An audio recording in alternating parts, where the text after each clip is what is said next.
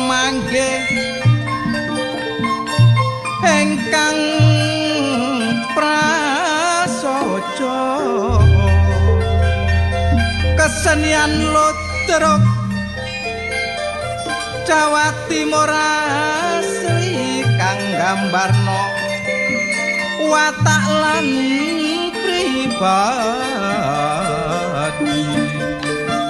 sejarah lan riwayat ayo digali manut aliran jaman sakniki senadyan Ludruk yo melok berjuang liwat cerita kelawan kitungan hukum bantu karo penerangan melok nyuksesno mring pembangunan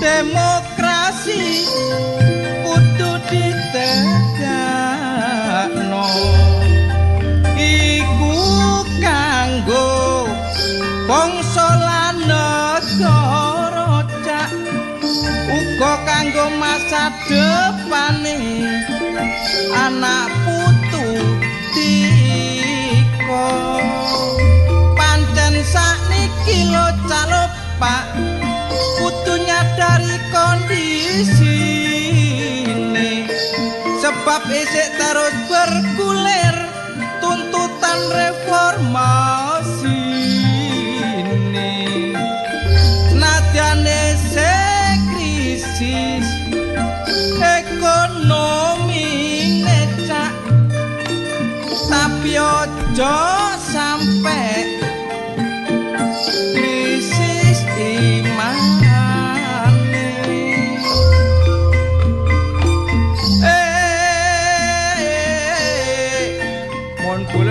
Cung nyoon sapora wong lewong mun beda salah nyoon sapora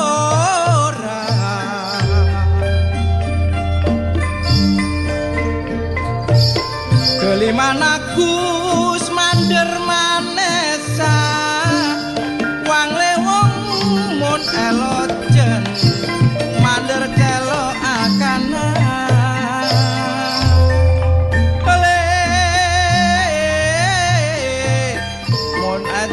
mandir nangesa wong lewong munek jek mandir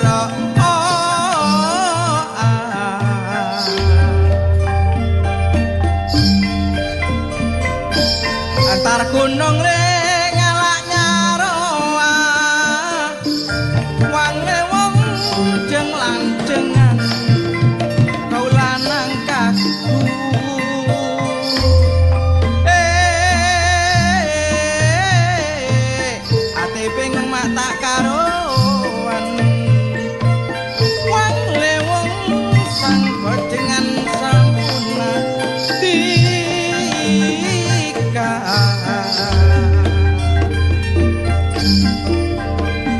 sampai kadintok le atur kabulan wang lewong mun beda salah nyoon sapora tretan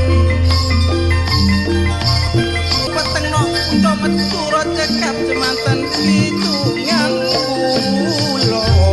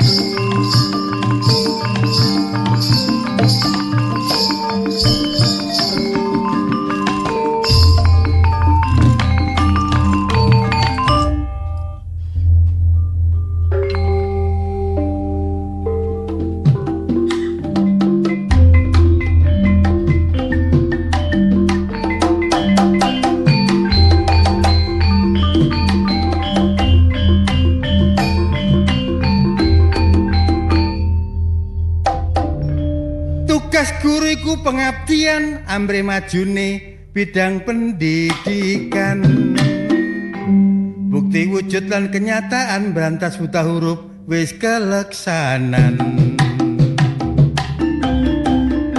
ambre majune bidang pendidikan luwih gampang neker ukure watu nek dibanding mungkin ukure banyu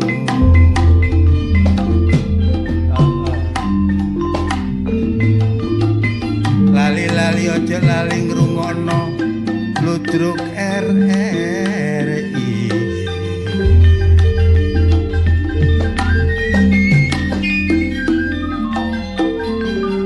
aku nek eling jasane bapak ibu guru tansah mendidik lan mulang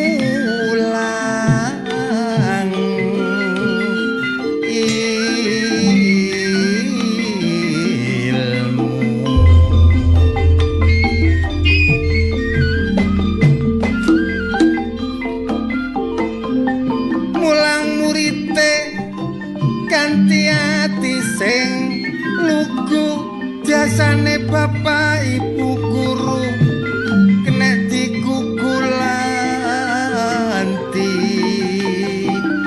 tilu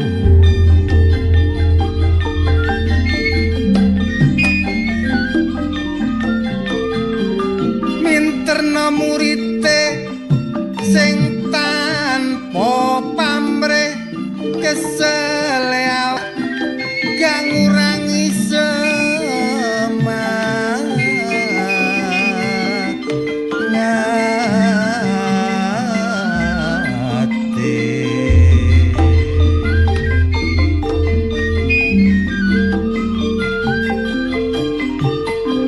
sering ninggalno kepentingan pribadine demi tugase kanggo anak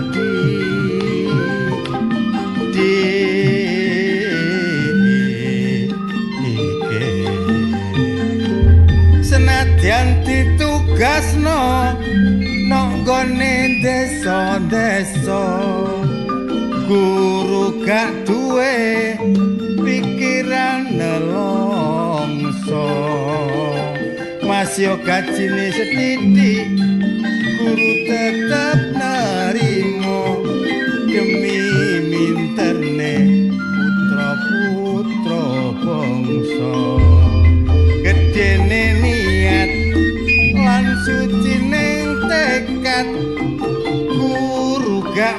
mandang derajat pangkat gak peduli sing sekolah sugih utawa mlarat kabeh dididik sampai sekolah tamat.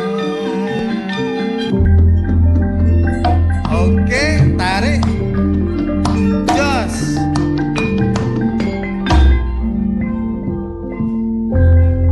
Jam-jam ini setengah-setengah ngantuk titik muter radio ngrungokno Ludruk RRI ketemu karo Cak Pendi, Cak Insap, Cak Kusnam pake sugeng dalu aja ngantuk sik jos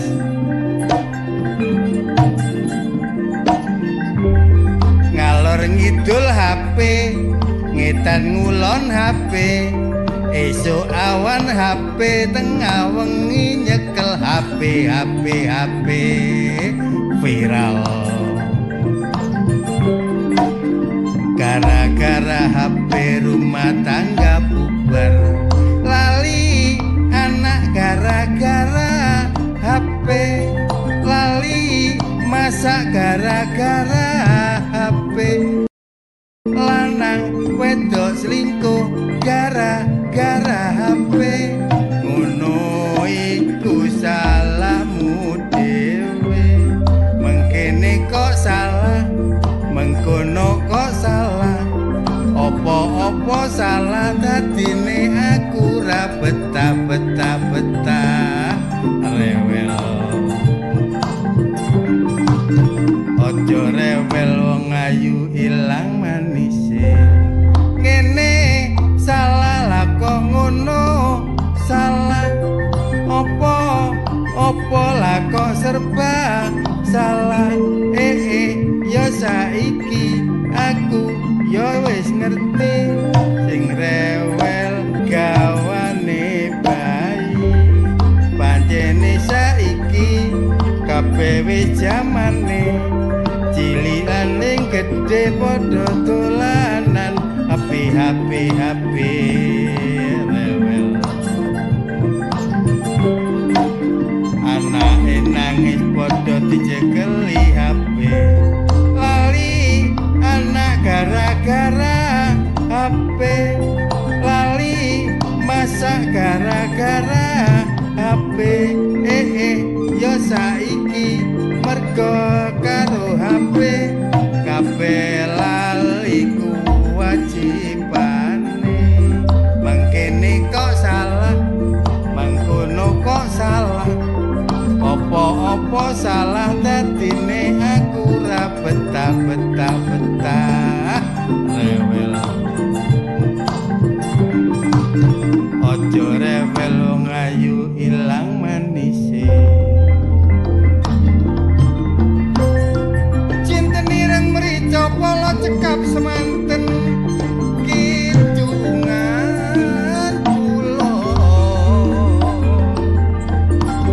ditinggal awe-awe Ludruk RRI iku hiburane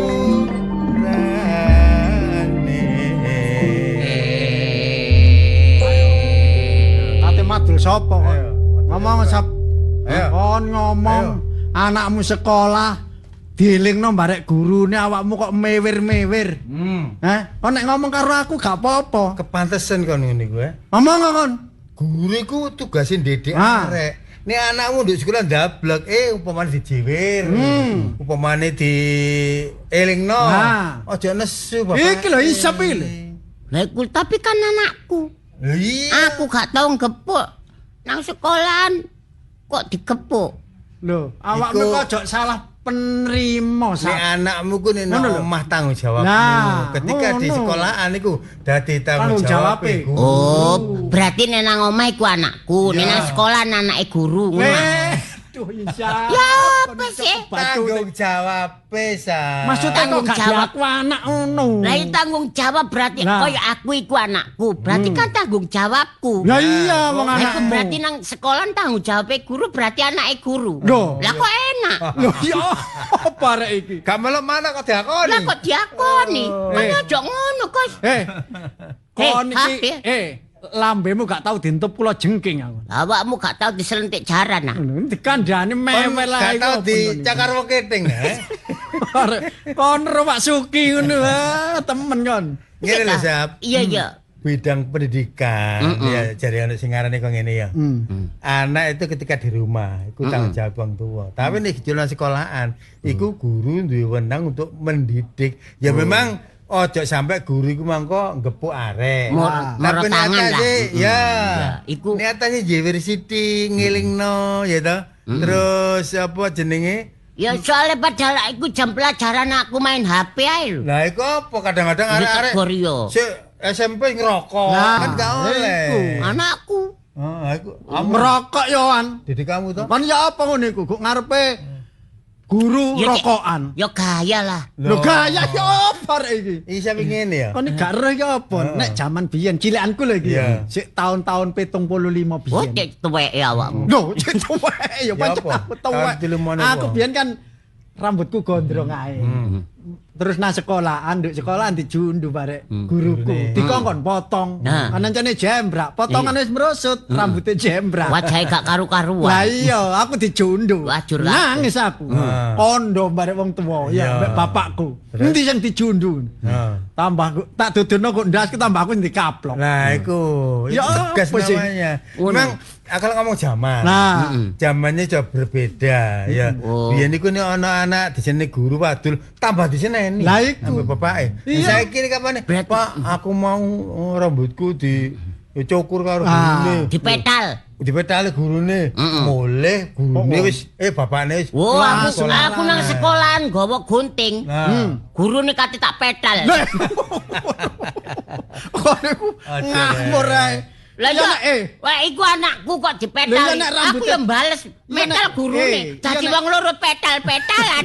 Nek gurune rambutnya dawa gak apa-apa, gak ketara. Lho. Lah nek wis endek kok petal lah. Lho iya babat tak Kaya gun, panuno. tak gun tak kerok karo beling. Lah ana sing ngomong, guru iku pahlawan tanpa tanda Jasa, jasa. iya. Oh ya iki bulan iki lah, sik bulan November aja. Iya, kita tanggal selawi wingi ku. Heeh. Tanggal selawi wingi ku. Iya. Iku hari guru, Guru. nasional. Oh, guru nasional. Ada pepatah mengatakan, Apa, Cak? memang guru bukan orang hebat. Ah. Ya, guru bukan orang hebat, tetapi ya semua orang hebat itu adalah berkat dari seorang guru. Lah. Termasuk awak dhewe ngene Mangka- iki. iya. Ngene iki ya berkat guru. Lah, makane awakmu iku kudu matur suwun. Ya, Ngono, kudu bersyukur sebab kon pinter iki ya karena kon biyen sekolah. Ya. Contohnya kayak aku gak pinter. Ya kesoalnya gak sekolah awakmu. Kok eruh kok. Kayak Iki guru kan terima ngene. Sing diulang, sing dididik, Iya. gitu. Dadi presiden. iya, gurune tetep Pak dadi guru. Sing diulang dadi gubernur. Iya, gurune Ya, tetep tetep dadi dadi guru. Itu jasa guru. Terus Iya, maneh iya. berkat jasane guru. Iya. Aku ketemu guruku, si awet nom, ketemu aku mesti tuwek malah. Muridnya malah luwih tuwek timbang Nah, gurune. itu apa? Lho, Ya kan ana sing ngono. Pren WI. Loh, tapi rata-rata akeh sing ngono, reuni rata-rata gurune si awet. Cik nom. Jawa. Anake. Iya, ini podo. Muridnya malah Morot luwih kabeh. tuwek iya, morat marit malah. Yaitu ya ana sing Iya. ana sing anu maksudnya sesuai dengan usia, Iya. ana sing iku apa tuane iku tuwa anu lah Keberangas. penuaan dini. Iya Cak, iki November aku ya eling. Iya, Iki- selawi iki to, selawi Iya, wingi lho. Iya, selawi November iku Iya. hari Guru Hari Guru Nasional Nasional. dengan tema Guru Hebat Indonesia Kuat. Nah, Tema iku. iya. Iya, mang. Hebat Indonesia kuat. Iling-ilingen. Apa? Ya iku mang. Duh, wong aku kok eling-elingen iku mang. Wong aku sing ngomong kok ngono eling-eling. Awakmu sing ngrungokno eling-elingen. Kudune aku ya. Oh, kon mangkelan gak seneng aku. Gak mangkelan. Wong aku sing ngomong kok tuturi. Ngene iki mangkel rek, pintere beras iku apa pintere Putih beras. putih beras iku teko disosok gitu. iya, Pak. Majine wong teko pergaulan. Nah, kita bergaul di mana? Bergaul di sekolahan dengan kanca-kanca sing padha-padha sekolah. Ah. Ya. Atas didikan seorang guru kan ngono. Tapi nek isap gak iso cak isap putih. Wong gak iso pote wong awak wis mangkat. Iya, gak iso pote. Isap iku dadi saus dadi deplok lho. Lah iya. Gak iso pote. Iki kudune dicampur kapur. Kok disusuk apa? Diselep lho pancet. Wong aku ngombe apa nggih perawatan entek pirang-pirang botol ya pancet. Ini tahu cekek pemutih lho. Iya. Pancet tambah gosong. Malah pemutih malah sing katut ireng. Nyemoni, gak seneng aku. Kok degerangan nek seman-seman bareng gak seneng. Gak semen-semen Gus. Gak seman-seman buktine sing kok omongno iku apa? Ya awak jale padha hancur. Yes, ayo mengucapkan selamat Hari Guru Hari Guru, Nasional. Mudah-mudahan guru tetap menjadi tonggak ya, tonggak bagi anak-anak kita yang kepingin pinter. Iya, karena apa ya? Dari guru-guru itu mencetak generasi penerus bangsa. Iya, ojo nyetak awakmu tok sap. Awakmu dicetak ya tetep. Sangan aku apa mah. Ya wis ya, kaya awak dhewe iso ngidung iso maca teko guru. Gitu. Saiki iso ngludur barang itu. Yo iya iso maca, iso ngerti. Iku karena ya juga guru. Betul. Kalau di rumah bimbingan dari orang tua, kalau di sekolah bimbingan dari guru. Lah iku mang Guru kan apa wis macam-macam. kan wis ana tembung paunen-unen. Guru ya digugu, ya ditiru. Mulane tumindake nek gurune apik, muridé ya mesti Iya. Nek gurune elek. Muridé mesti kartelek. Guru kencing berdiri, murid kencing berlari. Lho. Cap ya apa? Pak pribahasa, kamu gak paham. Ngono. Ya wis ayo ngene, awak dhewe walaupun sebagai seniman tradisional ludruk, tapi alhamdulillah kita bisa melestarikan seni budaya bangsa. Bener. Nah, di nang RRI iki yang ngono menawarkan kepada para pendengar KBAE dimanapun berada, bahwa kepengin nekan ludruk RRI bisa berhubungan langsung atau teko langsung aja nanggone kantor RRI Surabaya. Ono kantore. Ono kantor. Duh, RRI itu kan ludruk lembaga resmi. Ojo kuwatir ya. Teko nanggone Jalan Pemuda 8290 ya. Di sana ada Ibu Ketua kita Bu Purbandari SSN selaku Ketua Ludruk RRI Surabaya. Gampang, rego kena diatur. Ya iki ngenteni Abah Cipta. Oh iya ta? Iya, Abah Cipta iku wis ngabari aku yo an. Ngenteni panganan ya? Iya. Brol. Tapi ya ojo lali semboyane. Sekali di udara tetap di udara. NKRI harga mati perumpat RRI Suara Budaya Surabaya.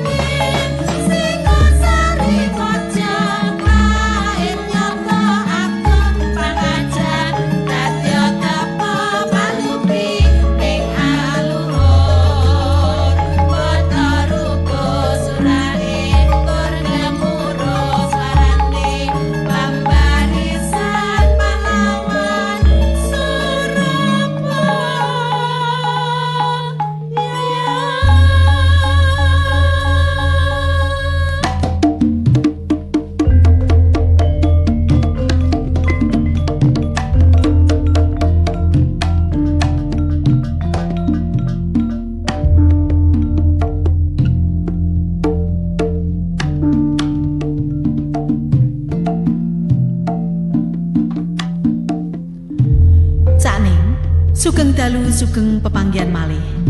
Kalian giaran Ludruk RRI Surabaya, lumantar Pro 4 RRI Suara Budaya Surabaya.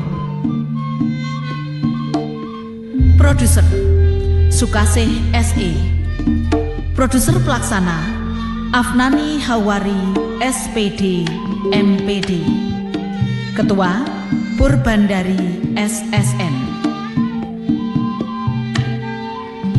Sutradara Cak Haryanto. Dalu niki ndamel lampahan Liku-liku kehidupan seri kalih tamat.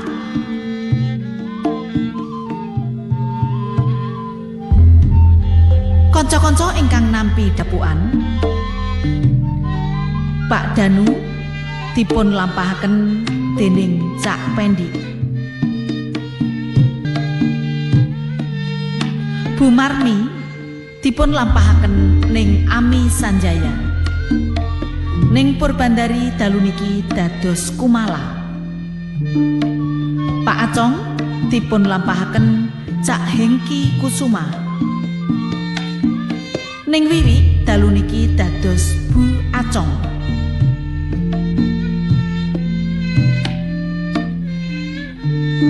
NC katindakaken dening Ning Devi. Ning Vira dalu niki dados Firna. Kusnadi dipun lampahaken Cak Kusnan. Wondene Cak Insam dalu niki dados Darna. Cak Haryanto dalu niki nglampahi dados Andi. Pak Darjo dipun lampahaken Cak Puryadi.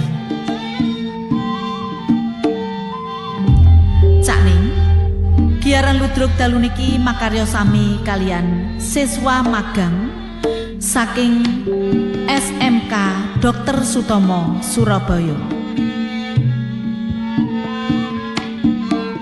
Giaran Ludruk dalu niki kairing swantening gongso Kyai Macan Putih.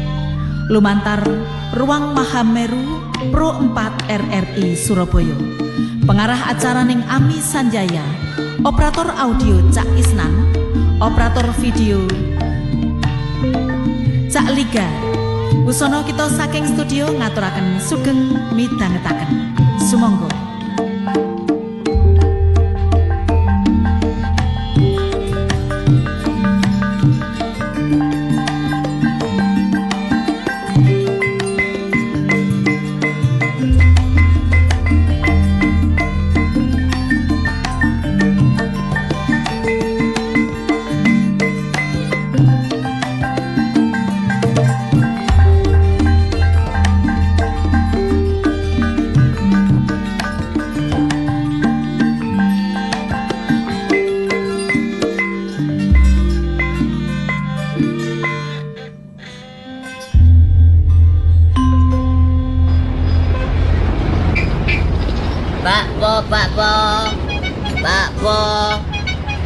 Rasa kacang hijau, stroberi, Pak. Kok nek mesti ngerusui ya. Kok nek gak tau nang ono enake nek gembul aku. Mesti njaluk gegeran tok. Gegeran iku awakmu. Lah kon dodol po iku apa? Apa ya bakpo lah. Aku ya masih bak ya bakpo lho. Ya gak mesti ya nek gak martabak. Aku masih po ya lho. Kon ngene lho, no. Ya, Awak dhewe nyambut gawe kok ngono ki tambah suwe tambah ayok. Ya apa ya? Nemen aja lho. Lah saiki ndelok Andi mau dipecat kaya ngono iku lho. Awak koyo awak dhewe yo ngono. Sing sisa enggak dibalekno potong bayaran. Ya mestine kan yo dijoli. Ya artine lah dodolan kan gak mesti. Yo kadang entek, kadang gak ngono lho.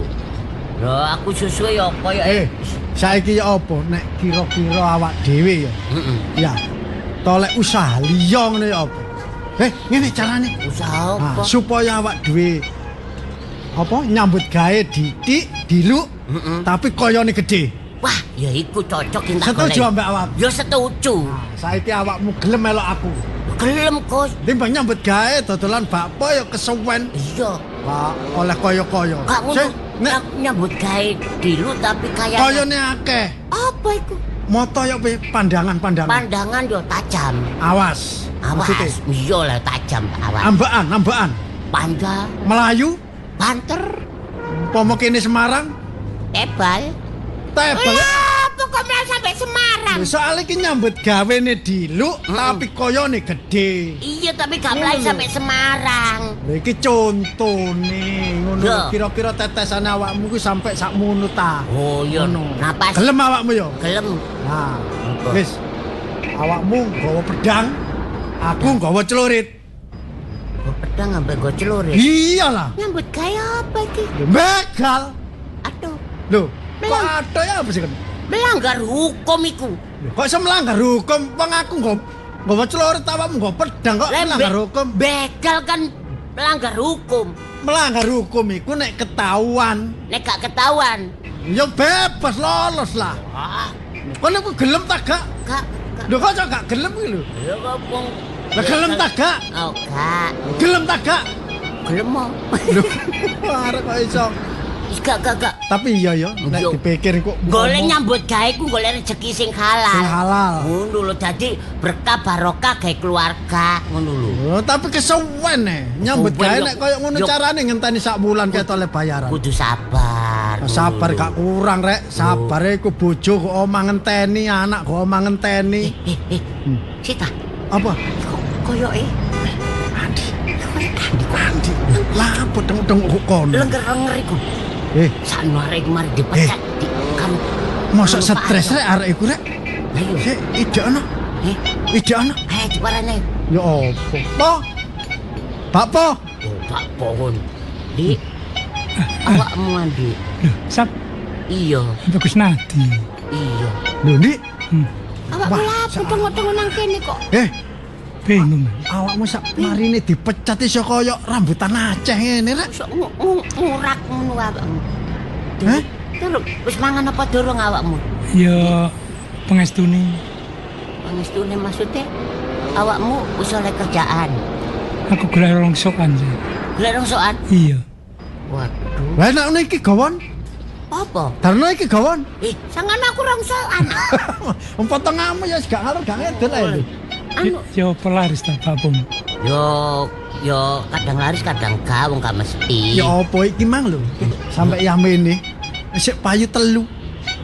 Iki apa sing garai? Darno. Sinyalano tok wis Nyalano ya apa ngerusuhi wong jenenge bodoh tok, rezeki anu Andi. Yo.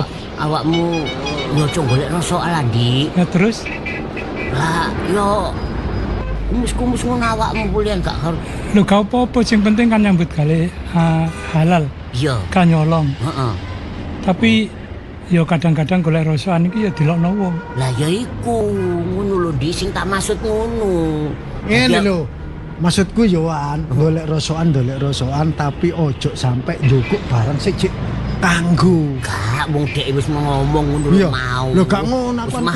khawatir wong golek Gak, rosokan kadang-kadang panci dicentelno dijukuk. Iku lak wong liya. Ya, tapi nek aku aku percaya. Muga-muga ojo sampai. Andik mang wis ngomong tapi sing penting gak nyolong. Ngono lho, gak kok rungokno. Lha iku gak nyolong kok njopok, kok centelan kok nyolong sih. Gak ngutil. Lho, Padha ae ku artine. padha ae kon iku mesti ngelekno aku tok ae. Oh, gegeran tok ae. Kira-kira nyambut gawe apa ya sing luwih enak ngono.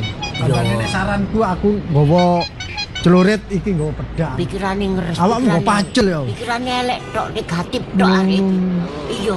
Ojo ngono rek. Lho, kandhanono. Ngono iku jenenge mangan barang haram. Lha iki ngono kongkonane bojone Darno iki. Dari sapa? Lho. Wong kon ngarang dhewe. Ngarang dhewe ya apa? Wong bojomu lho ngomong, "Cak nyambut gawe koyo ngono kesuwen." Ngene lho Cak ya. Awake dhewe iki urip nang nggone ngalam donya iki kan ibarate apa jarene ustad iku Ya, wong mampir ngombe ngono iku lho. Dadi ya sing hati-hati lah. Aja pek pinek barangi pinek. Kok pinek barange pinek ya. Wis Barangi wis tak lakoni iku jare nang donya iku ibarat mampir ngombe. Aku bendina mendem terus aku. Kon maksudnya mampir Jare ngombe ku gak ngono. No alam donya iki cuma sedilu. Ngono lho. Ngono ta. Dadi wis ya apa kerja sing apik. Nah, ngono lho. Nang wong sing Sing sopan. sopan. Soalnya kan Wis, menungso urip Di. isine kan diuji ya. Iya. Wis, aku lho tau ngajak iki Darno iki kan takjak ngrungokno ceramahe karo ustad nang gone ngarep nggone masjid. Iki jarene ustad sing sing elek dibuak, sing apik digawa. Iki lho Darno. Rono Terus, nggawa Cek. sandal elek, mulih nggawa sandal apik. Iya, aku salah mengartikan. Lho iya kono Ya aja aja ngono, Rek. Iku jenenge ya nyolong. Jadi segala sesuatu ki kudune disaring dhisik, aja langsung ditelan. No. Iya iya iya. Ya Dik, suwun Dik awakmu ya sing sabar Dik ya. Yes aku wis istighfar ae ngene iki. Iya wis. Iya, kudu aku ya sabar. matur suwun Yohan. Apa? Soale aku mah kan jange duwe tekad Niatan tumindak elek ngono lho. Iki ram- Iki anu- tak jak begal karepku iku Lah mah. iya wis wajahmu elek, niatmu elek pisan. Ngene iku lho. Wis pokoke ngene lho, Cak. Awake dhewe iki mlaku sing bener, sing temen. Soale jarene wong pinter, wong temen iku bakal tinemu. Nah, niku. Iya. Iya. Wis aku Iya. Njugo. Nang awakmu. iku dusku tak tumpuk nang nggone pojok. Ono kono iku. Iya. Ono eno. Anu mbak mlaku. Lho iki apa dia dodolan iki apa disorong? Lho ya disorong ae wong kok kene kit mang Yo, yo. payu, Ono sing payu, anu. ayo. Ayo ayo. Pak. Po. Pak. Apa? Pak.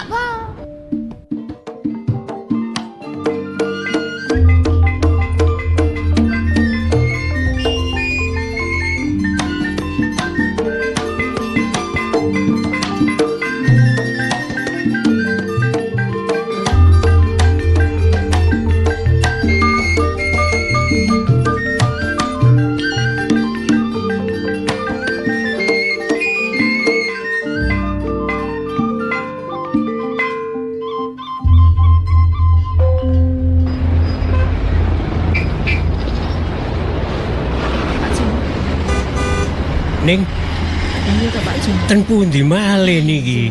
Iku mau yo ancane pas aku kodanan, pas aku Nggih, ditulungi Cak Andi iku nggone ku yo ning kono mau, nggone. Lah niki- wong loro iku mau kancane. Kula pun Cak Andi. muter kutha niki pun ping kalih niki lho, Ning. Lah iya. Mubeng terus dereng kepanggih. Lah riyen sampeyan eling-eling riyen Iya. ndang kene niku ten Nggone ku pundi? biyen yo ning kono mau, sing marine prapatan mau lho, sing ana stan-stan akeh iku. Tapi jarine wong loro kancane ku mau jarine Nggih. Cak Andi kuwi wis dipecat. Dadi wis gak nyambut gawe ngoten. dodol bakpo meneh. Iki yo apa nek ki menggok kanan ae Pak Jo? Nggih, nggih ngeten mawon. Nggok kanan, Niki Pak ngen- Jo, ya. Nggih. Enten belokan puter balik nganan nggih mubeng malih mriko, nggih. Nggih. Ning alun-alun Pak Jo, ngopeke nggih. daerah alun-alun. Nggih muter mriko. Iya. Nggih, nggih dipadosi ten mriko ning. Ya wis Pak Jo. Nggih, mboten sampean napa-napa. kudu Sing Pun- sabar ta Pak Jo, ancene goleki wong. Walah. Wong iku Pun ta. apik lho Pak Jo, nulungi aku Ngoten, lho nggih. Pak Jo. Tapi yo pas mara ning omahku mek ngeterno teko ngarep tok ya Pak Jo kok tibake yo. Gak Nggih. melok mlebu yo. Kula sak klebatan nggih pun semerap. Wonge. Pun Nggih. ngertos Pak Jo. Jek arek niku san dereng wong kok Mboten jek arek. pun. Tak celuk Mas Andi gak gelem. Nyuwun diceluk Cak ngono Nek lho. nek Pak Jo. Pak niku nggih dereng arek Lah tasih. nggih, njaluke diceluk Cak, tak celuk Emas yo gak gelem. Nggih. Tapi antene wonge apik. Ya Cuma napa yo niki kan ngono. ngajeng mriko nggih, ngajeng Terus, mriko terus. puter balik nggih, muter malih nggih Sesuk mriko sampean nggih. dhek noleh-noleh ning ndi ngono lho Pak Jo. Hmm, Gak ono nggih. Pak Jo. Wis rono arah-arah arah alun-alun. Oh ngoten nggih, nggih. Nggih, nggih riyen Wis nggih. gak apa-apa engko nek bensin entek tukokno neh Pak Jo. Walah, full niku bensin mboten tau. Iya. Sampai Pak Jo, kentekan niku. tapi pas aku lunga rada suwi biyen ki Pak sapa Pak Danu karo Bu Marni gak ngrasani aku ya Pak Jo.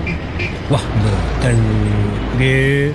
Nyun sewu ning nek Pak Danu sak bojone niku kan ngabdi ten kene almarhum bapak kan nggih pun duangu. Masih kula kan mulai sampean tasih alit kula kan pun ten Nah, keluargane nggih, Pak bapak Jo. sini. Wis Dadi pokoke pun wong telu ki wis saiki wis dadi wong tuaku Nggih. sampean barang Pak Jo. nggih kleresan nek jenengan purun Kok ngrengko nek kados bapak ibu sampean. Nggih Pak Jo. Nah, niki bulan ngarep niku aku wis mulai dikongkon nanggone perusahaan-perusahaane bapak.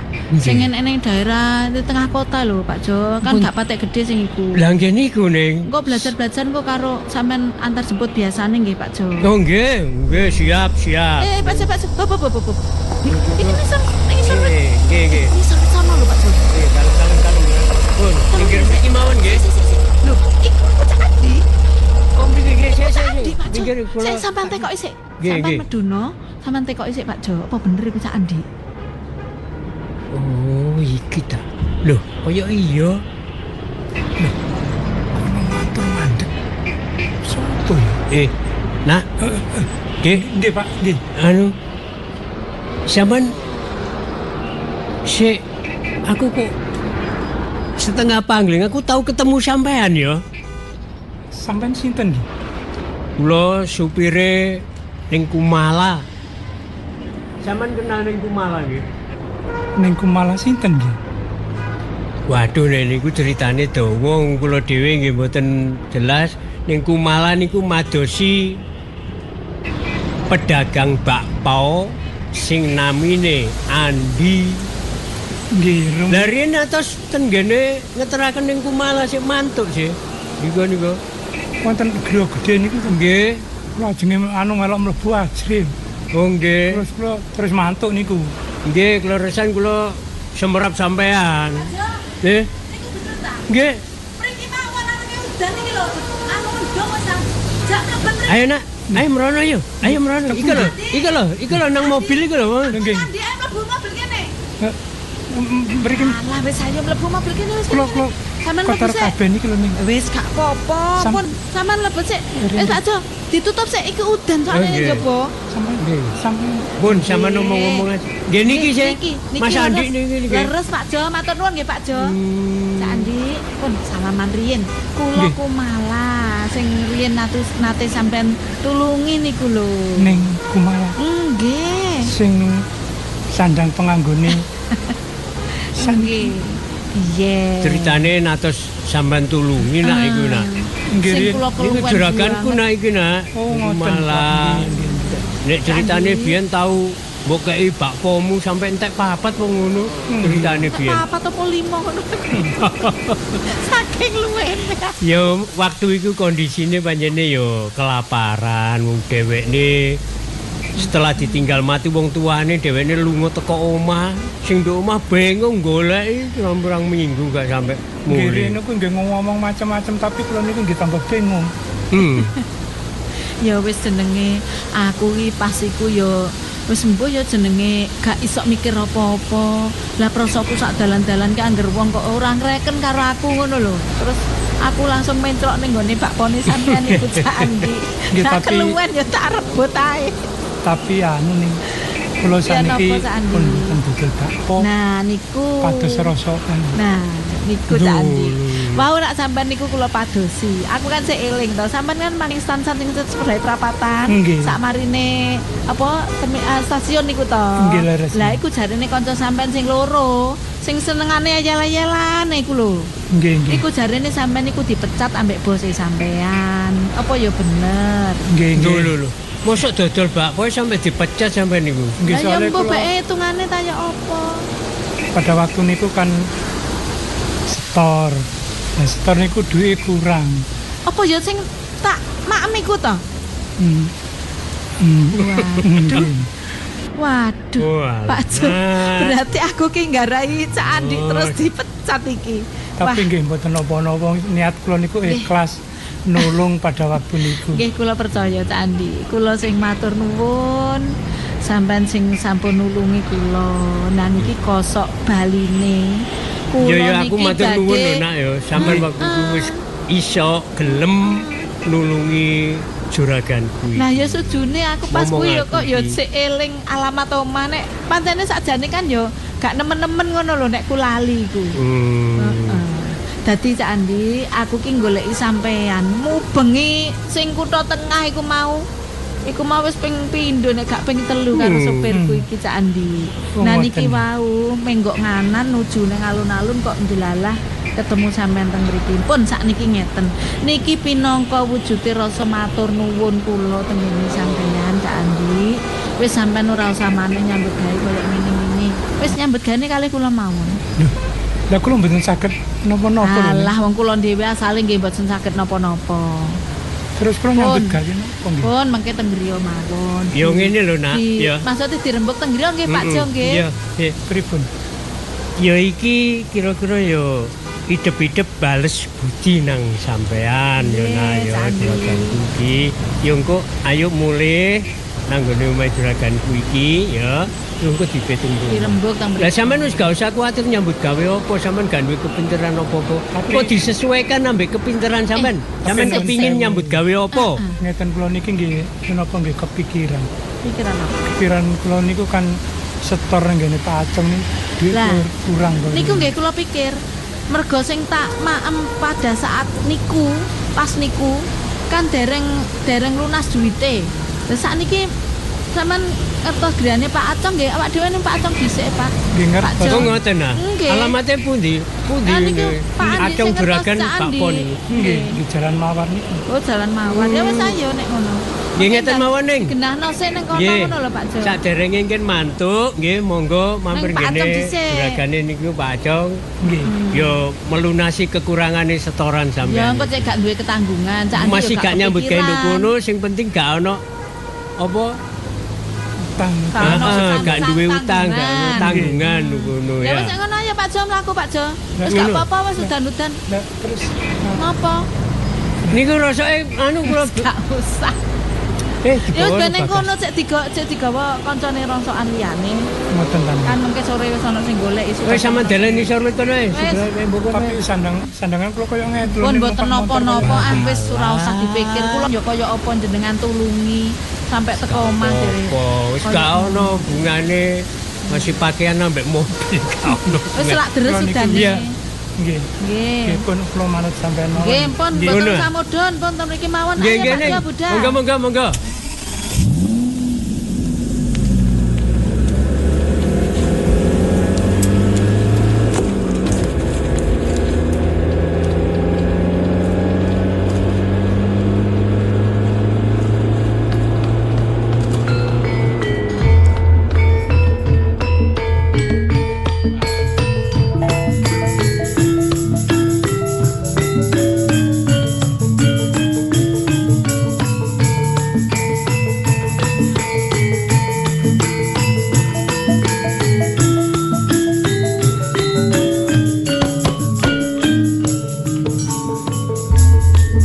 Wong yen lagi gandreng ora peduli blejase gunung.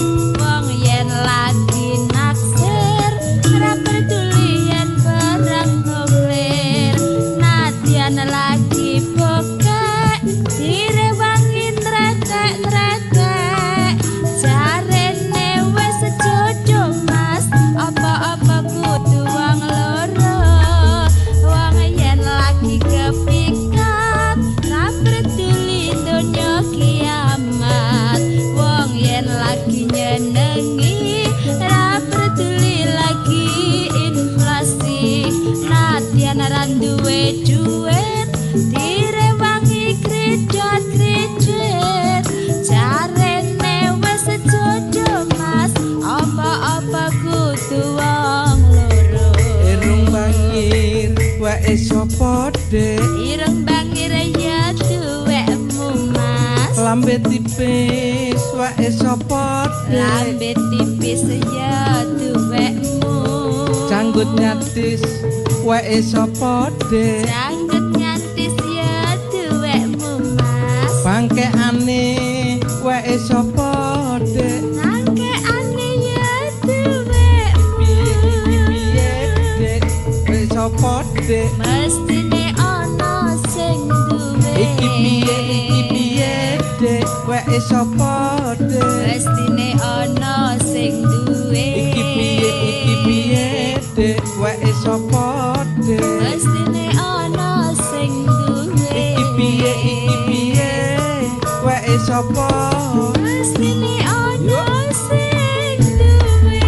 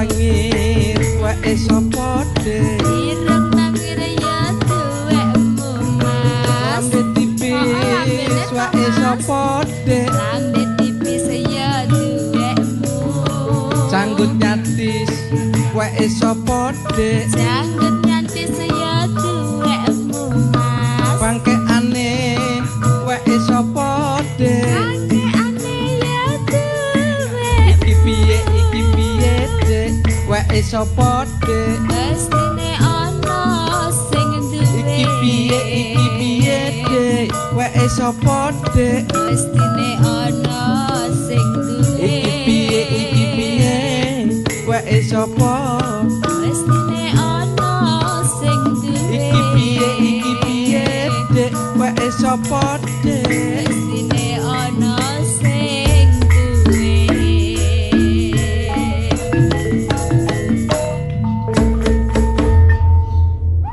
Ayo, Mas. Mas. Iya, Pak. Sik ta. Aku krungu kabar kok jarene ana kanca partner bisnis katene nang kene iki lha apa? Lho, ya urusan ambek papa lho. Aku wis lali. Suwe gak tau hubungan Babe. Lho, mampir iki kok pas lewat ngono lho. Pas arep mampir rene, pas on hubungan nok endi ngono wis tak siapno saiki iki senengane wonge. Apa? Wonge Siapa? senengane lontong kikil. Aduh, wis kate kekelan. Lho, senengane, Pak. Banyu putih ae. Aja medit-medit Pak iki kanca bisnis sampean biyen. Ah, Waalaikumsalam. Duh, tak langkung sepora gula nyasar.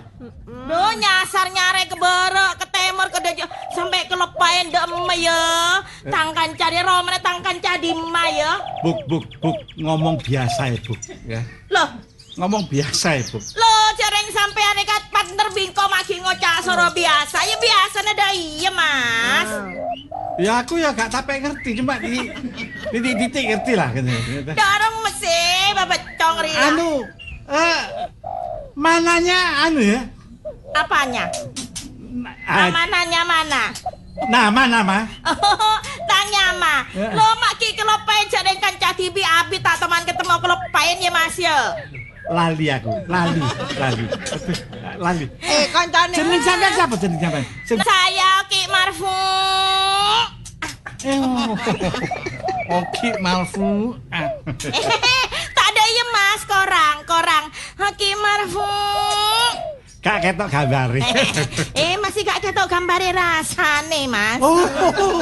Sing penting rasane, Pak. Tak langkong nih. Bini na ya Mas ya. Hah? Bini na ria. Lah iya, bojone aku. Kenal lagi lebok. Engkau kan cenah. Tutup bok iku. Iku tutup bok. Lah siapa ya Mas? Loh, Nyonya Cong. Oh tak iya, tak langkong lo bongkok kan cenah. Lakine sedep, Buk. Nangis, ketemu aku nangis lho bojoe sampean. Ndok nangis. Aduh kok cek bunder ae sampean. Oh, iki wis gak puter. Saiki buk iki tangsing, Pak. Oh, iki wis kegel. Saben dina iku anu, Pak. Apa senam, Pak? Aku ro bangun status Pak. Pa. Bisnis apa saiki? Loh, mentang bisnis. Cek tanya lagi sama dure tang bisnis. Apa ae kira-kira? Ono tukang timbang. Terus ono cangkrancang. sik cangkrancang iki apa? Cangkrancang orang sogi ada pole mon tak marfu. Gelange masalah. Kok sakamono. Pak, gak kena ditekuk, Pak. Gak kena ditekuk sampean. Papa masih tanya papa ini. Pak. Jadi lancar semua ya? Alhamdulillah lancar. Ndak remah saya demas ya asih bisnis bingko ndak remah. Dedek campur lemah pancen iki. Loh, gak, papa iku remak. Nah, aku biasa-biasa ya. Papa iku remak maksudnya, Bu. Beni dah iya. Lah ya saiki remak. Oh ini remak. Loh, kok remak? Lah iku kan jarene anu, Bos. Bisnis tetap dodolan bakpao. Oh itu kalau jualan bakpo itu saya masih tetap itu. Oh masih ya? Oh apalagi kalau malam bakpo saya itu rame. Loh, Bok, sampean buka dhewe ta, Bok? Loh tak buka dewe tak jembleng dewe mbak aku. Bakpo sampai? Iya.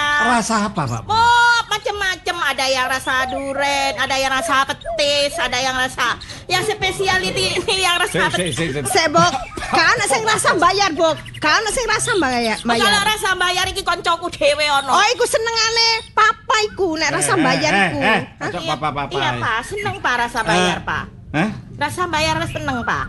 Iya seneng iku, seneng gratisan ku, Misalnya Bok. melo aku ayo, Pak. Heh? Usah bayar. Lu kok ngono, Bok? Lu kan rasa bayar. Lah aku ya apa, Bok? Lo ya sementara. Assalamualaikum. Waalaikumsalam. Loh, Sap, Pak, cawaan.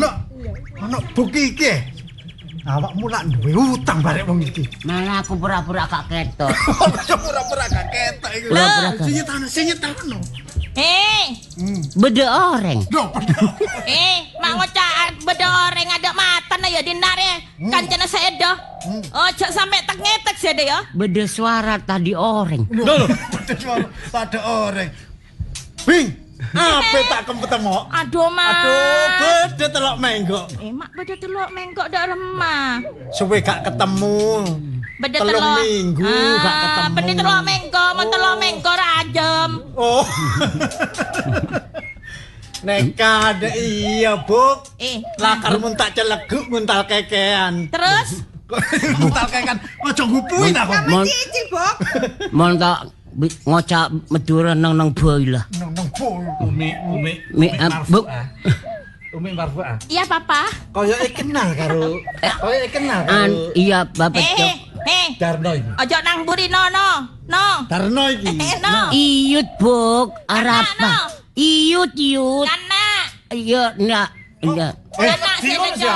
Kon iki krungu ta gak? Kon iki lho dijak Ngeding. dijak gawe anak iku lho. Abuh. Ora ngerti ngocak medura. Kanak mrene. Mrene ta. Iya. Sedan di otang jek sampai anu ya, jek sampai rak pura kelupain sedah. Diutang. Iya.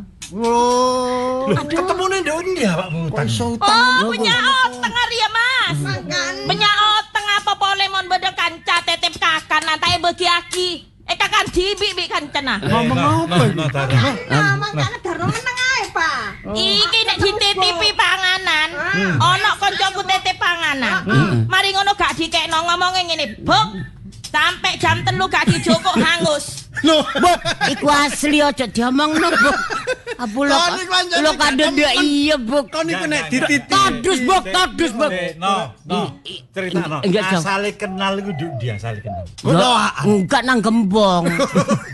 Iki anu kan dek ya buka lapak nang gone Gembong. Terus mari buka usaha yake iki. Isi ulang barang. Makanya aku ya sering ngebon. Isi ulang. Bayaro ta bayaro. Lho ya bayar kok. Darno iku, Pak. Kon Tak kira gak golek aku, tak kira wis lali. kon pirang-pirang dina sing nyitani tibake wedi ambek Buk iki ya. Iyut. Nek ngebon ki tak masalah, Mas. Iki duduk ngebon. Apa? Dhek dodolan gelar brek nang ngene Gembong. Terus? Mari ngono entek dagangane utang nang aku, Buk, utang Buk gawe modal. Utang piro? Utang 2 meter ae, Buk. Lho, utang 2 meter iku utang apa? Kon 2 meter benyak, Cong. Tak utangi jek ning aku wong sugih gak ono tunggale. Tak utangi 2 meter mbek aku. Mari ngono meneh maning utang maning 3 meter. Lak wis 5 meter. Gak ngono maksudnya sing diutang sampai 5 meter iku lho utang apa? Utang pese, Mas, men tak pese tahun Lepas kok meteran iki gak ono iki yo. Iki wong sugih. Dijejer-jejer ini. Iya dijejer-jejer. Iki gak saiki bayar utange. Ayo gak usah tekake ngomong yo. bolok ada ndak iya sabar kena ki. Oh, lah.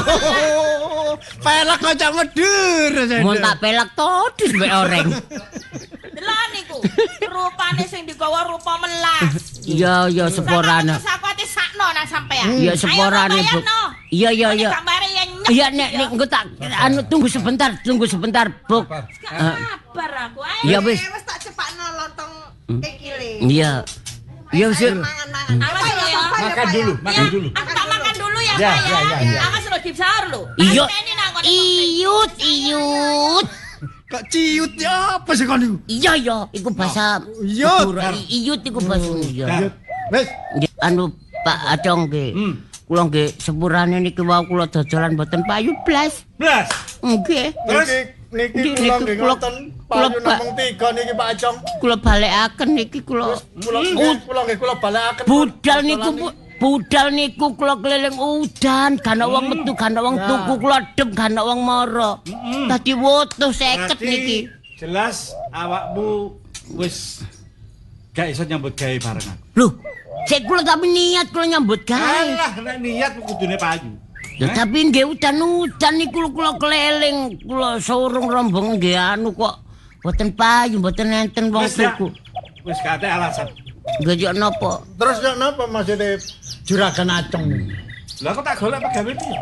Loh, maksudnya Cekak cingkrange niki dipecat. Tak pecat loro karo. Lho kula nggih. Iya. Lho, sop? aku iya. Lah ngoten wis gak usah dipecat wong kula jange metu dhewe. Lho betul lebih baik. Lho mboten kene tok papan panggonane panganan sego. Lho ndi? Lah ngene mburi kantin niku lak ya sego. Wis rono. Oh saya nek ngono. Loh, aku njaluk pesangon. Lho, njaluk pesangon kok. Ya iyalah.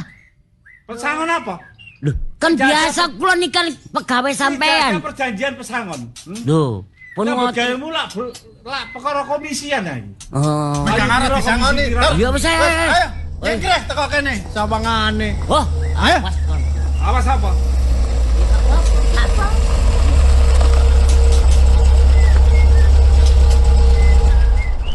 Permisi. Loh. Adik, Nggih, Pak Acong. kata nyambut gawe kene mana? Mboten. Monggo ning. Nggih. Pak Acong. Loh, Nggih, kenalaken. Kula Kumala. terus apa nanti? Nggih. Kula riyen niku maem bakpone Cak Andi.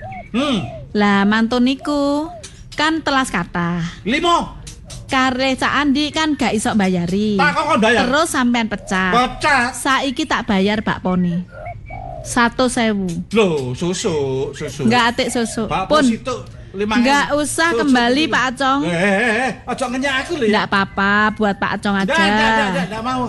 Susu ini. Sudah, enggak usah. Kok sudah enggak usah tuh? Enggak apa-apa Pak Ocong, karena kan juga sudah lama. Barangkali bakpalnya dari 5.000 menjadi 10.000, enggak apa-apa.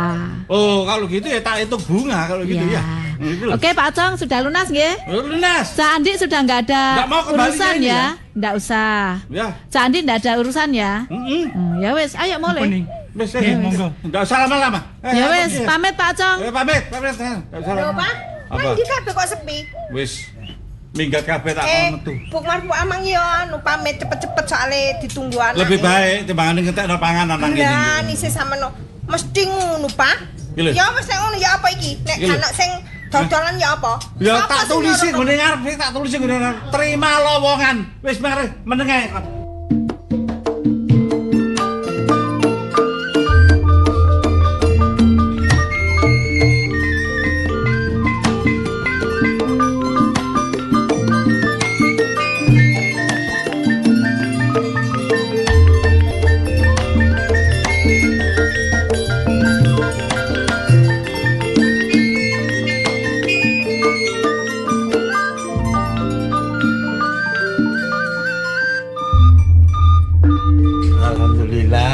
Alhamdulillah wis. Awak dhewe sing wis dipikir sakmono wene wis enteng. Iya, Malas balik mulai maneh. Ternyata ya sisuk menangani usaha iki lho kan siapa maneh sing terus usaha gini gak Kumala. Terus arek iku jiwane ya koyo bapakne. Iya, ya memang jiwa bisnisnya gak iso ditinggal jadi apa jenenge pepatah mengatakan buah jatuh tidak jauh dari pohonnya kan ngono.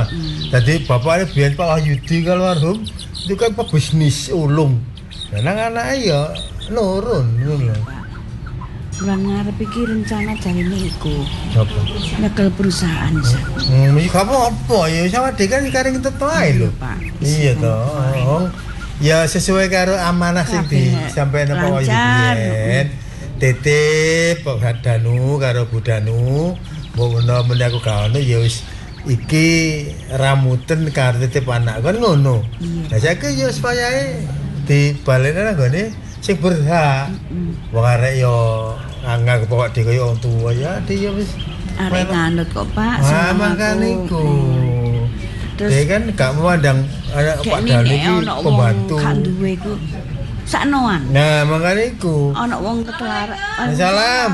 Duk kene. Iya. Apa ya? Mlebu. Nah, lho. Monggo. Sapa iki? Nah, kene iki Pak, tak kenalno niki sing namine Cak Andi sing nulungi kula pas kula wangsul niku lho. Sing ke bapo iku ah. Apa iku ajane? Sepengaken nak kula Pak Danu.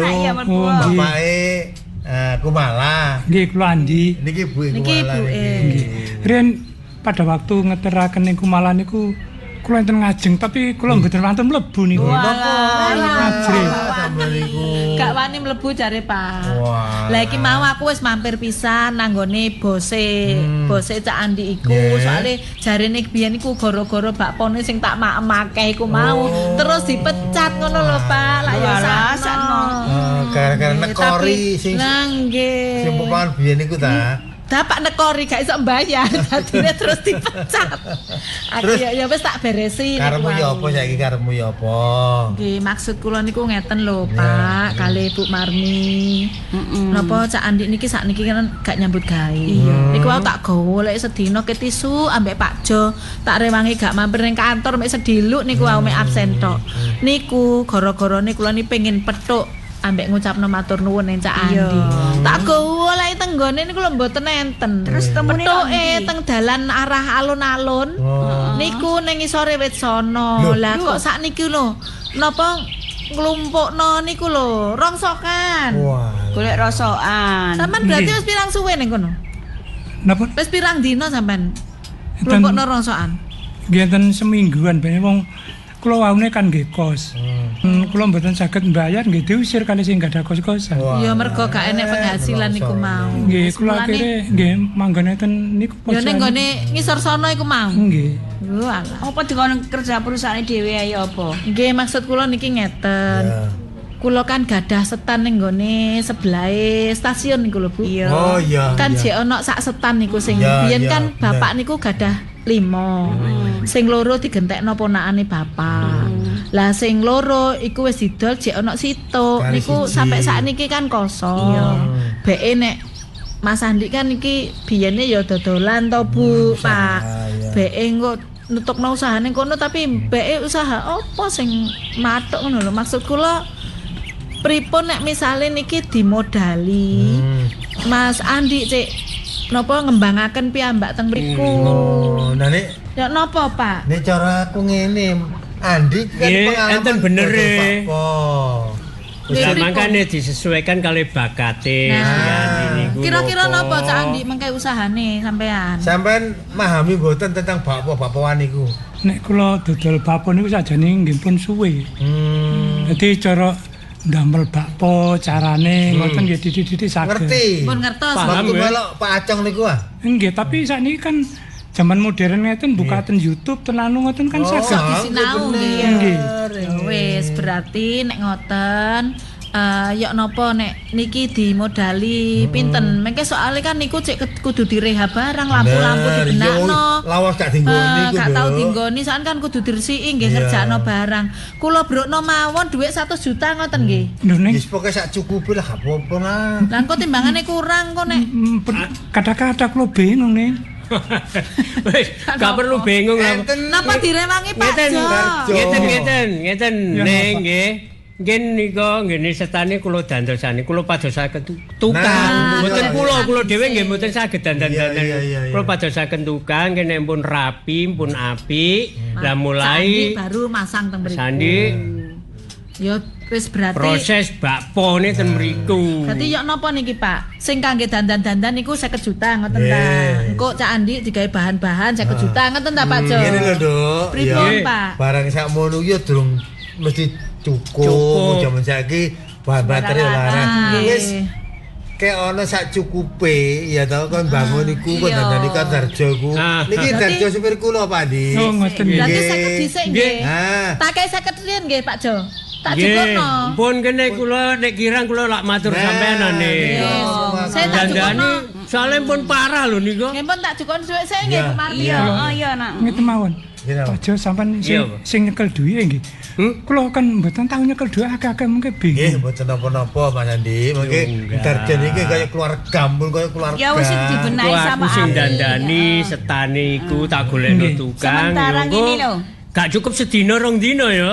Ya engko nek wis tukang wis selesai dandani setan iku, setan wis rapi, wis lah sampean kari anu Ndi. Tukang ngoten nggih. Makane iku Pak, sementara. Sampean apa kan? Gawe Wis niku. paham masalah kebakpoan ini pun paham banget. Rungokno. Ya iku bakat berarti. Iya. Rungokno, nek ngomong iku ana ngomong rungokno. Sementara iki Andi ku jek ana omah kene. Ambek menahi setan iku sampai mari ngono lho. Oh nggih Bu, nggih. Ngoten. Nggih ngoten. Kersane ten mriki mawon. Lah iya. Tapi Lah niki monggo artone iki sapa sing gawa? Pak Jo. sampean mawon Pak Jo nggih. Terus Nggih pun mesnya Pak Jo. Niki Pak bakso Nggih, kula pun. niki cek Kula gampal. Ngene Napa? ngene ngene. Dikenal wong ngoten pripun? Gampang ngene, Nduk. Gampang ngene ya. Nek sebelah iki lah ana material dalaman bangunan. Nggih. Sampeyan apa kenal api. Nggih. Wis apa butuhe kono kok ngirim kono. Oh, nggih. Mengke Kok urusane nggih. Pak Jo nek niku. Sing bayar nang nggone toko Nang nggone bangunan toko iku. Nggih, oke. Nggih, beres. kula tak ngubungi Ojo niku. dibatasi Dalangan. 50 sak cukupe masih 100 gak apa-apa. Nggih. Ya sing Nggih, penting Pak. dadine apik gare modale.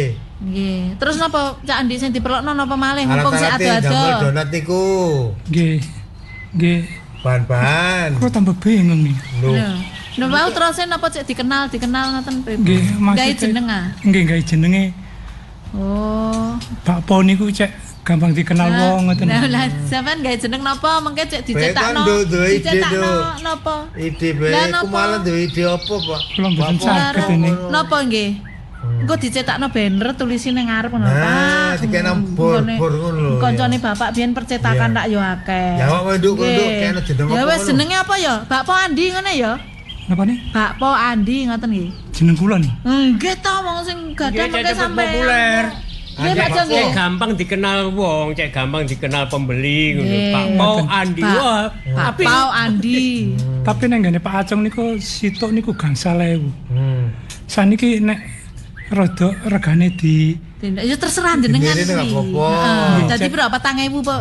Nggih. Ya apa 4.000. Iya. Wis terserah Sing penting jenengan. mutune Mas Andi, Nah. mutune panganan iku nek rasane nek mesti Tetep golek seimbang wong. kualitasnya. Lah, nggih, ngoten, ya. Sing penting niku wae. Sing penting gak rugi sampean niku. kula lenten mriki Kamare ta, sebelah Oh, Pak Jo Ah, enten. Joko lho. turu kamar kowe. Ah. mboten kula turun Jawi mawon. Oh, ora usah. gambar iku. Udan-udan njaba yo anggitmu.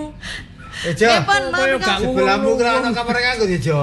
Jantur nek kono ya. Nggih, nggih. Nggih Pak Nggih, Jo, Pun. kaos Ayo, Pak Dik. Jo, kaos-kaos. Nggih, nggih. Ayo, ayo. Monggo.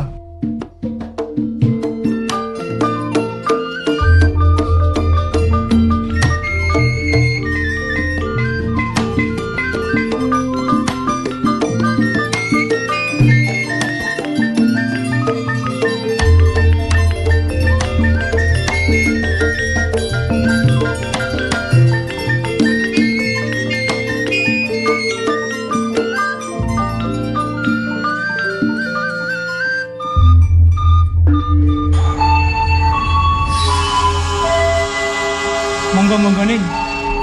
Pak, tumbas Pak. Bakpaunya berapaan ini? Ini harganya 4.000. Murah ya. Wis Pak, aku tumbas. Pak, coba. Nah, Tak mampu. silakan Boleh, tak? banyak rasa di sini tinggal milih. Boleh Pak. Hah? Inci. Inci. Oh, yang ini yang incip Oh, ya. nggih. Oh Enak ya. ya. Cak, kula tumbas bapak po, Cak. Oh, tumbas bakpo. Monggo, nggih. Niki wonten rasa napa mawon niki? Macam-macam niku enten tulisane dhewe-dhewe. Rasa stroberi, ada rasa coklat, ada ini yang ikan. Ikan. Ikan ayam. Oh, ikan ayam. Mm-mm. Lah sampean tumbas napa niki? Aku tumbas sing keju. Oh, sing Dua keju. Pak nggih. Sama Dua. ayam. Ayam piro? Ayamnya berapa? Ayamnya 3, kejunya 2 Pak nggih. Oh iya ya. Oh, ayam mawon kali, Pak. Nggih kula napa bakpo nih? Pak ini uang. Pak niki uangnya Pak. Babone 4. Nggih. Rasa apa nih? Campur mawon. Oh campur. Fresh, yang fresh ya Pak. Oh ini baru semua. Oh nggih. Jadi ndak ada yang Pak, kemarin. niki terus- punya kita berapa, Pak? Punya kita tadi berapa? 4 kali 4 ya? 16. Terus Ini Pak, ini Pak uangnya, Pak. Ya, ini kembalinya ya. Nggih, makasih, Pak. Kula pripun, Pak? Pinten? Loh, sampai tadi berapa loh? Ayam kali. Iya. Pokoknya semua rata-rata serba 4.000. Oh, berarti kula sani, Pak nggih. Nggih. Oh, monggo. Nggih, Betul, Pak nggih. Nggih. Nggih, kula sekawan pinten, Pak? 16 nggih. Iki nggih. Nggih. Nggih, mboten non, Pak. Lho. Rame. Candi. Oh. Mampir iki mau. Mari rapat. Oh. Aku njaluk 20. Gawe koncoku. Oh, ngoten anu. Nggih. Nggih mboten napa-napa. Alhamdulillah. Campur ae ning. rasane. Ya napa, Candi? Berkah bantuan sampean.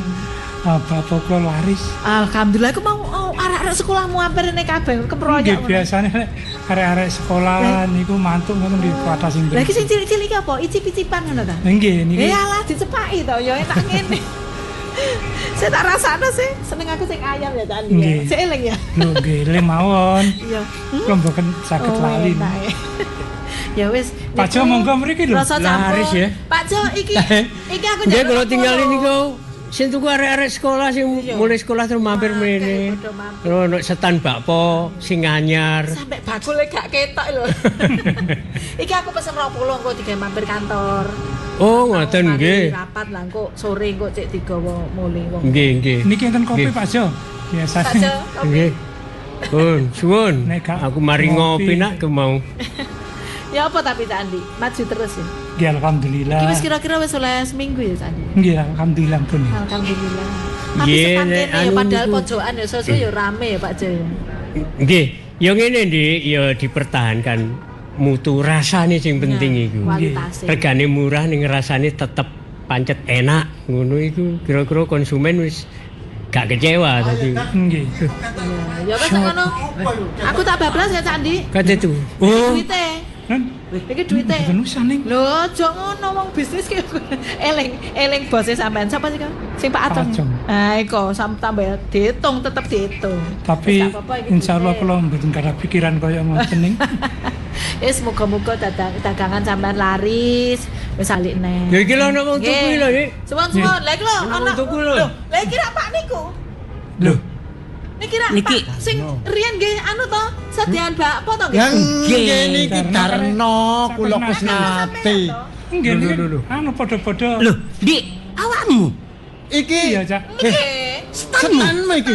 Cak Andi. Lho, lho. Sepunten nggih kula tinggal riyen nggih. Lho teng pundi ning? Lho kula selak rapat. Oh, nggih, nggih. Iki lho jukuk niki lho. Nggih, nggih ngapunten nggih. Jukuk 20 iki Wah, mawon. niki kula kok napa? Ketinggal rame-rame niki Lah, wau kula kepengin Nggih semerep. monggo kecaken. Wis Andi ya, makasih ya. Nggih, nggih, nggih, nggih. Awakmu, Dik. Tak kira nek wong tuku Dik iki Loh. Ojo kenal nggih kula bakul nggih anu tapi melu juragan Acong. Sakniki aku wis dipecat, Dik. Hah? Dipecat karo Pak Acong iku. Kebacut awakmu dodol bakpo sampe dipecat iki gak nakalin nemen. Bol. Ojo nyalahno ngono sampeyan gak kenal ritane ngono. Oh, nggih, nggih. Kula tak Dik. Sapa sing ngelani? Nggih, Pak Jo. Wong sopir ae ngelokno. Pir. Kaya aku lho nganggur. Kak, iki lho. Sampeyan ngombe. Ngombe kakak. Repoti aku Dik gak enak. Lho, gak apa-apa wong kanca. Lah ngisi awakmu. Aku ngicipi oleh Andi. Lho, gak apa-apa. Dik. Mangan sak warepmu. Gak apa-apa, Dik. Gak. Oh. Lho nang nggone Pak Acong cuwil kongon Boleh kongkon bayar atake. Apa perhitungan ngincipi ngempet aku Dik nang kene tak pangan. Enak Dik. Jenenge kadang-kadang wong bisnis iki Iya. ngono. Piro iki Dik? 4.000. Enak iki empuk iki 4.000. Kono sok sedok bantat kadang-kadang 5.000. Yo bantet itu karena Dik. Awakmu moro-moro iso gawe koyo ngene kok cerdas temen awakmu sajane. Awakmu lak dipecat sih, Dik. Iya. Tapi kok iso duwe apa ngene setan sing koyo ngene iki. Nasibe kok beda. Asal usule yo. Ngene. Andi dipecat. Iya. Gak sukses iso buka apa Setan. usaha dhewe stand dhewe dodol bakpo. Awak dhewe dipecat. Cek klontang-klantung koyo Kok ngene. murah kawan. Yo ngene lho cak kabeh iku kan ya apa ya wong menungso urip iki kari nglakoni. Oh, Ceritane kan ngene, Iya, ilang apa? sih. pada waktu itu aku kan setor kurang. Iya. Kurang 20.000. Gara-gara? Ya gara-gara aku nulung wong sing jenenge Kumala. Ning Kumala. Oh, iya. Sing pada waktu itu bagan iki compang-camping terus ngesakno lah. Ngesakno terus tak kei apa. Terus aku dipecat. Iko. Oh, sing iko. Lah terus sakwise iku. Lah terus apa hubungane karo Mbak Kumala iku? Ternyata ning Kumala iki anake wong sugih sing di perusahaan. Kok gak aku sih, Rek? Wah, kon niku. Kon niku kalau kesamu mesti njaluk enak tok. Lah iya, aku ning aku nek tak tolong ae. Terus siap. Terus akhirnya bareng dek iki wis waras pada waktu kan rada stres. Iya. Bingung. Terus wis waras goleki aku. Terus ketemu. Eling ya kebaikanmu ya. Iya. Terus aku dijak mulai ditakoni, aku kan pas mlumpukne rongso antak dekek pojokan. Iya, pas kok dipecat ngesak saiki awakmu ganteng banget api ngono. Ambumu wangi. Ambune Kusna tetep kok anu-anakan. Kon niku kok tau-tau saiki ngene, Dik. Sarene awakmu wis sukses kaya ngene ya. Timbangane ndolek pegawe liya. Iya. Aku ya kancamu biyen. Ya Darno ya kancane. Aku dadi manajer ndi ya. Kon iku seto ngitung dadi manajer. Ya apa. Ya aku dadekno pegawemu ngono. Nah, ngono lho, maksudku ya kaya zamane awak dhewe sik melok Pak Acong biyen. Tapi ya aja sampe kaya ngono rek, mosok cuwile kongkon bayar. Kok api iku mang awak dhewe kongkon mangan. Iya, Sap. Waduh, Dik, wis temenek ngene tambah kon rezekimu tambah akeh. Melem, cek dikeki, cek diwenehi. Wis dikeki ngono lho, Kos ya. Awakmu ganteng, Dik. Kok nanti ngelek. Lho, kok yo. Saiki awakmu nyambut gawe apa? Lah yo nganggur iki. Ya apa tak critane yo. Sawis Andi iko dipecat. Ya. Iya. Aku balik rono ambek bedes iki. Bedes dengkulmu. Awakmu ketheken. Maksudku balekno. Soale dodolanku gak payu mau telu iki gak belas malahan. Aku balekno iku wis langsung dipecat wong loro iki. Lho. Ya dipecat awakmu. Dipecat makane. Wong loro dipecat gak pesangon. Gak pesangon. Iki ta menjaluk pesangon diseneni entek ngamek kurang golek durung tek tolek kreditan. Anu, kathokku bareng sik nang kono iki. Celono bareng aku. Lah iya. Tak joko aku mangkel aku Dik. Tulungun aku Dik. Ya sabar saiki ngene. Biyen Dik. Dhisik kan padha-padha awake dhewe kerja. Tau ngrasakno. Urung kaya ngono. Lah iya Dik, mosok gak sakno rek. Wong atase aku mok wong loro ae. Saiki ngene, timbang awakmu nyambut gawe ning kene. Aja nyurung. Terus tak gawekno stand. Oh, panggonan sing menetap ngono ta? Iya. Gawekno stand kaya ngene iki, Dik. Ya paling enggak kaya ngene. Dandang. Aku senengku ambek awakmu ya ngono iki. Iya talan. Dik, ya apa ya eling-eling jaman. Wis anggap ngene lho nek kepethuk aku antarane Darno iki, ya wis aja dianggap apa-apa. Dianggap aku iki sing nggawa, iki bedese. Kayak kemi dibedas iki lho. Iya termau nyakar awakmu. Lho, ngono iki lho. Yang ngene pikirane kok bedes tambah Dik. Ngene Dik, matur suwun Dik. Aku wis kok tolong aku ya melok seneng baru omongan aja. Dadi awake dhewe kok aku ambek Kusnadi iki digekno stand dhewe. Tak gawe stand insyaallah. Aku jaga dhewe kok jaga kok jelas. Jaga dhewe. Nah, tapi aja cedek-cedek rada adoh. Oh iya kok nek cedek-cedek iki nyakaran. Oh nyakaran. Tapi pesen aku Dik, nek gawekno setan karo Darno iki, ya aja ide omahe. Terus gak woreng iki keluargane akeh. Ponak-ponakane pikirane elek maneh. Pikirane elek maneh. Wong elek pikirane elek. Danding tak tindu. Dandang. Kok niku mesti ati iki mok ngelingno.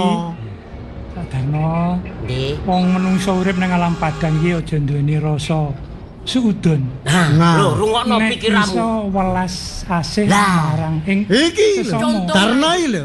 Wong awakmu malah ngarani aku. Introspeksi, koreksi. Iya. Makane ngene iki ya kanggo contoh. Kanggo sampean sekarone. Engko nek wis kira-kira sukses, aja lali 2,5% iku dudu rezekimu, tapi bagiane wong sing fakir miskin kudu disedekahno.